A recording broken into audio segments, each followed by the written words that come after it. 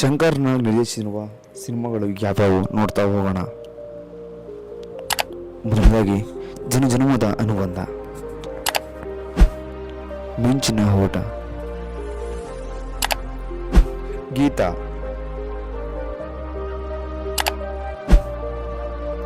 ಲಲಾಚ್,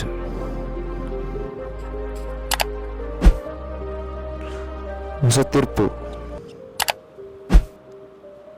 ನೋಡಿ ಸ್ವಾಮಿನ ವಿರೋಧ ಹೀಗೆ, ಆಕ್ಸಿಡೆಂಟ್, ಒಂದು ಮುತ್ತಿನ ಕತೆ, ಮಾವುಲಿ ಡೇಸ್.